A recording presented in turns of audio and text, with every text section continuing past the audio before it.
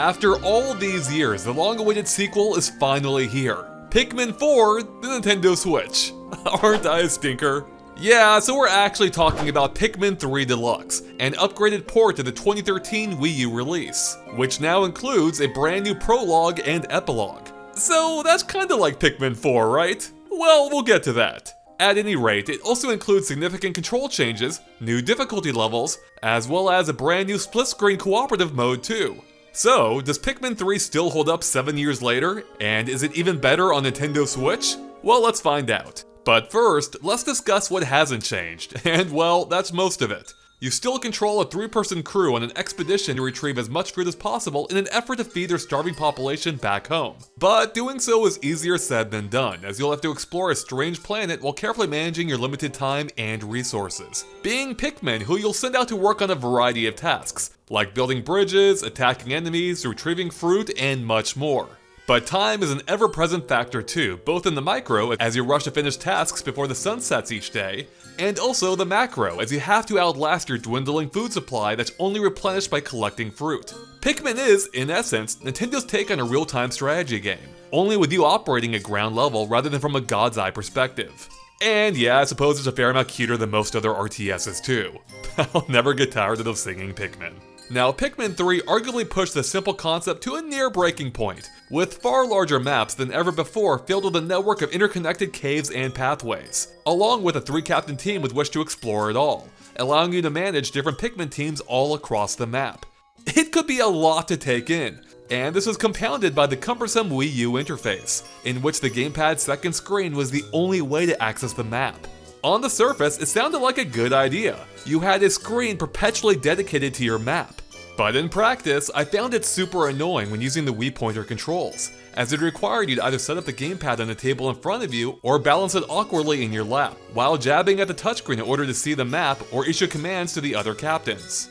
Thankfully, on Nintendo Switch, the map is accessed via a simple button press. And not only is the map much easier to see now on a large HD TV, but you can also zoom out too, allowing you to see far more than before.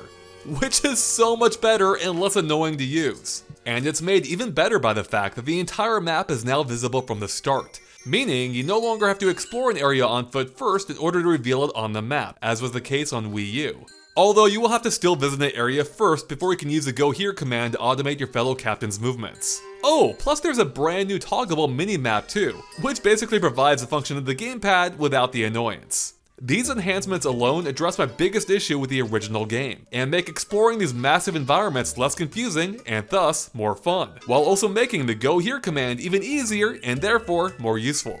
Now, one area that does falter a bit are the pointer controls, because the Wii U version made brilliant use of the Wii Remote's pointer, enabling fast pinpoint precision when throwing or calling back Pikmin.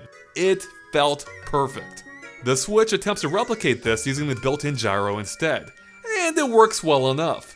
Playing with split Joy-Cons definitely comes the closest to matching the feel of the Wii Remote, although a Pro Controller mostly works fine too, even if the cursor does feel a little bit more limited because of having to hold the controller with both hands. The main problem with the gyro controls is that they require near constant recalibration by tapping the R button to recenter the cursor. Otherwise, it'll slowly drift from where it should be, making it feel entirely disconnected from the action. And this can feel especially clumsy during hectic moments, like boss fights, when you need that extra precision. Basically, pointing just doesn't feel as fun or elegant as it did on Wii U, as it's something you have to rein in constantly, rather than it ever feeling second nature as it did before. Furthermore, the recalibrate option replaces one of the buttons used for cycling through different Pikmin types, meaning you can only cycle through them in a single direction when you have the pointer controls turned on. It's not a huge deal, but it is a little annoying at times, especially when you accidentally skip over the one type that you need.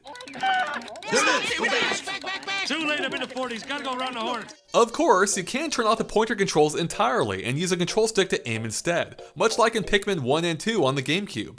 And this works pretty well too, though it does come at the cost of speed and flexibility, while also dramatically limiting the cursor's range to a set distance from the captain rather than the entirety of the area that you can see. Although you can decrease our range just slightly by turning on the partial gyro controls. Okay, now while the pointer might be a little worse than the Wii U version, the overall interface has been improved in some other ways that arguably make up for the difference. For one, the pointer's whistle is way bigger than before. It nearly covers the entire screen, which makes summoning back Pikmin easier than ever before. And in another nice change, while idle Pikmin will return immediately when summoned, those who are mid-task require a second whistle blow, which is a nice improvement, making it easier than ever to call back Pikmin without accidentally interrupting the ones already at work. Next, the lock-on system is a lot more seamless than before, allowing you to easily toggle between targets with just a button tap, which largely mitigates having to use a pointer at all when it comes to throwing Pikmin. Although there are times where it may not always lock onto the exact target that you want right away. And speaking of throwing Pikmin, they no longer lag far behind the captain when you're walking around, meaning any in your squad are almost always available to be thrown, rather than having to wait for them to catch up as on the Wii U.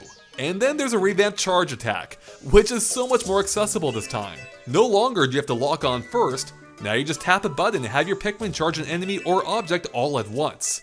And what's even better is that a single tap will send only the selected type of Pikmin to attack, while a double tap will send them all. It's great.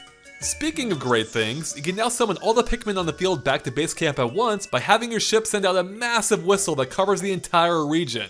Wow! And trust me, this is super useful at the end of each day. But not quite every change is for the better. For instance, one thing that I'm not a huge fan of is how the captain selection process works, now requiring you to pop up a menu and then select the captain you want, rather than having you instantly cycle to the next one in line as it worked on Wii U. It's a small thing, but it's a little bit more cumbersome than before. Finally, there's now an optional assist mode that points you exactly toward where you need to go next. I mean, it literally draws a path on the ground for you to follow. I'm sure it's super useful if you find yourself completely lost, but I found it a little too easy to grow dependent on, so I ended up disabling it entirely so I could explore more freely. Taken all together, these gameplay tweaks largely enhance and streamline what was already a solid experience, while removing some of the more tedious aspects, like managing the gamepad map or having to babysit Pikmin in your squad that lag behind. Unfortunately, the Pikmin themselves are still as dumb as rocks. No offense, rock Pikmin. As they'll often get hung up on environmental objects when summoned back, as they'll always make a beeline right for the captain, rather than intelligently finding a path that actually makes sense. Maybe in Pikmin 4? Now, one potential downside to all of these gameplay tweaks is that the game isn't terribly challenging. In fact, I'm fairly certain it's quite a bit easier than on Wii U, even in spite of me playing on hard mode. And that might be why you can unlock the even more challenging Ultra Spicy mode after beating the game on hard, or after playing the demo. Which at first blush didn't seem all that different to the easier modes, except for a serious lack of nectar, ensuring that my Pikmin remained in their weakest form. And then I discovered the real catch. You are now limited to a max of 60 Pikmin at once, down from the usual 100. Whoa! I did not see that coming. Now, I didn't end up playing too far on this difficulty mode, though I suspect that Pikmin Cap will force you to think a bit more strategically than before, and should offer a nice challenge to returning veterans. Now, speaking of strategy, we still haven't talked about the single best new addition of Pikmin 3 Deluxe, being split-screen co-op, and it's a game changer. Now, you and a friend can explore the story mode together, teaming up to take on enemies or splitting up to tackle different objectives or puzzles. The multiple captains and giant world size suddenly seem like they make a lot more sense, as you and a friend delegate responsibilities and come up with new strategies on the fly that can only be accomplished through teamwork. Puzzles that are normally a little tedious when managing multiple captains by yourself are way more fun and manageable when solving them together with a friend. This feels like the way Pikmin 3 was always meant to be played. And that's why it's such a bummer that's only available locally in split screen rather than online, especially during these times of social distancing. It's kind of baffling that it's taken nearly 20 years for co-op to become a part of the mainline Pikmin games, especially when you consider that Pikmin has always been about teamwork at its very heart. With that being said, co-op has some of its own quirks too, such as how it's far too easy to accidentally summon all the Pikmin for yourself, leaving your co-op buddy with none for themselves, and that can happen pretty often during battle. But hey, it's a small price to pay for an otherwise brilliant addition. And thankfully, co-op also extends to the brand new Prologue and epilogue missions too. Unfortunately, they're not quite as exciting as I was initially hoping they might be, because rather than being proper mini story-based adventures, they're essentially just rebranded challenges from mission mode, only now being set within the same levels that you'll explore in the story mode, and they're linked together by the absolute thinnest of storylines. Each mission, or day if you will, is a self-contained challenge where nothing carries over from one to the next. Instead, you're tasked with simple objectives like collecting a set amount of treasure or defeating a specific amount of enemies within a certain amount of time. Although there are a couple of slightly more interesting objectives that do get introduced a bit later. The story, if you can call it that, mostly consists of a paragraph of text that bookends each mission. Although interestingly, the prologue does cleverly reuse the secret memo cutscenes found in the original Wii U version to provide some extra context for each of its missions. But other than that, there isn't a whole lot of story actually happening here.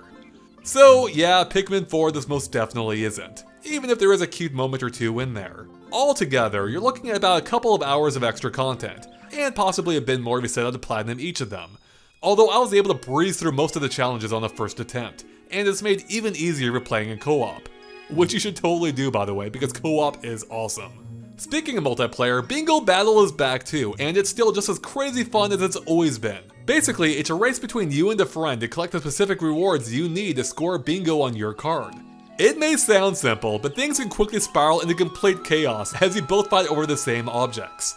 And even each other. And that's not even to speak of the capture the flag option, where you can attempt to capture the opponent's flag while they're off trying to complete a bingo. It is true insanity at its finest. It's just a bummer that's only available offline, when it could have been such an amazing online experience. Unfortunately, Pikmin 3 Deluxe does little to enhance the game's presentation. It looks nearly identical to the original game, even running at the same 720p resolution, which results in noticeable jagged edges that stand out even more these days. But on the upside, there are fewer frame pacing issues, including during the opening of each level or when making fruit juice, both of which are things the Wii U struggled with. By and large, Pikmin 3 is still a good and sometimes great looking game, especially when it comes to the impressive scale of some of the boss encounters. But then there are times where it definitely shows its age too, such as with the low resolution ground textures. On the whole, I'd say that Pikmin 3 Deluxe easily earns its Deluxe moniker. While I might hesitate to call it the definitive version due to the slightly lesser pointer controls and overall easier difficulty, spicy aside, it's absolutely the far more accessible, less annoying version between the two, largely thanks to the improved map and quality of life enhancements. Seriously, that new charge is great. Add to that the new, if slightly disappointing prologue and epilogue, as well as a bloody fantastic co-op feature which is legitimately game-changing, and you have an experience that I ended up liking a lot, and even more than on Wii U. So it's absolutely worth checking out for interested first-timers. Though it is a little harder to recommend for those who've played and enjoyed it before as a single-player experience, especially since the added story content is mostly forgettable fluff. However, if you have a friend who wants along for the ride, then this is a journey that might well be worth embarking on again. Seriously, co-op is super rad, and Pikmin 4 better be designed with it in mind. Come on, Nintendo, please! Anyways, with that, that's our review of Pikmin 3 Deluxe. So thank you so much for watching, and make sure to click that subscribe button and ring that bell for more on Pikmin 3 Deluxe and everything else Nintendo Switch as well. We'll catch you later. Bye everyone!